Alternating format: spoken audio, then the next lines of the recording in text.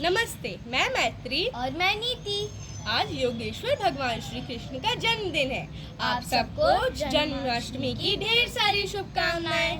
जैसे कि आप सब जानते हैं, श्री कृष्ण ने इस धरती में जन्म लिया था पाप, भय और अधर्म का नाश करने के लिए।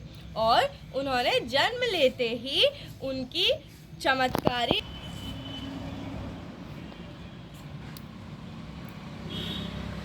शुरुआत से स्टार्ट करेंगे। हाँ भैया बोलो महारानी। शुरुआत से स्टार्ट। नमस्ते, मैं मैत्री और मैं नीति। आज योगेश्वर भगवान श्री कृष्ण का जन्मदिन है। आप सबको जन्माष्टमी की बहुत सारी शुभकामनाएं।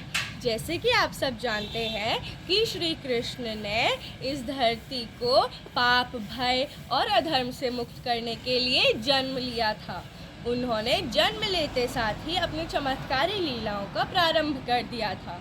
उन्होंने अनेक चमत्कारी लीलाएं रची हैं और हर एक लीला के पीछे एक विशेष उद्देश्य छुपा था, जो कि आज के परिप्रेक्ष्य में समझना बहुत आवश्यक है।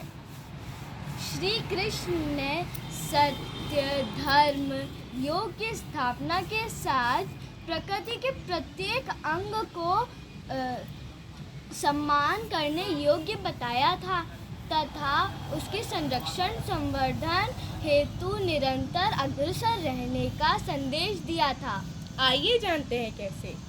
गौ प्रेम और माखन चोरी के माध्यम से माखन चोर ने बताया था कि जहाँ पे भी गौवंश निर्भयता और प्रसन्नता से रहता है, वहाँ सुख, समृद्धि और स्वास्थ्य का निवास रहता है। तभी तो कंस के इतने दुराचार के बावजूद गोकुल में हमेशा सुख, शांति, समृद्धि थी। और एवं दही, माखन, मिश्री से हमें इतने पौष्टिक तत्व मिलते हैं, जिसे खाकर श्री कृष्ण ने अनेक असुरों को वैकुंठ का मार्ग दिखाया था। मिट्टी खाकर माँ यशोदा को माटी में ब्रह्मांड दिखाया था और सृष्टि को यह संदेश दिया था कि मिट्टी से ही ब्रह्मांड की शोभा है और यही मिट्टी ने हमको जन्म दिया है। तालियां नाक का मर्दन कर जल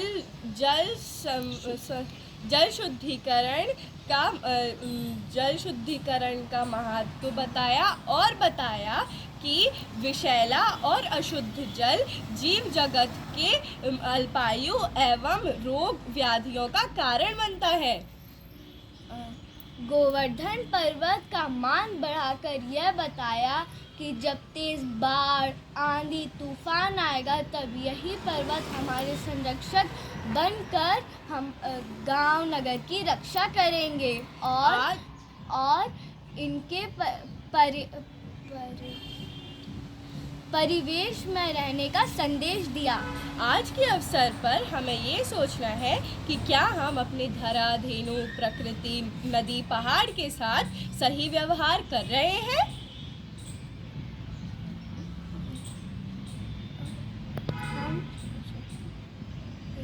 स्टार्टिंग क्या थी? क्या हम उसके संरक्षण संवर्धन की जगह कहीं उसको विषैला और शक्तिहीन तो नहीं बना रहे हैं? क्या हम उसके संरक्षण संवर्धन में उसको संरक्षण संवर्धन कर रहे हैं या उसको विषैला या शक्तिहीन बना रहे हैं? क्या हम विकास के मार्ग पर विनाश की ओर तो नहीं बढ़ चले हैं? जरूर सोचें। विकास की धन्यवाद। धन्यवाद।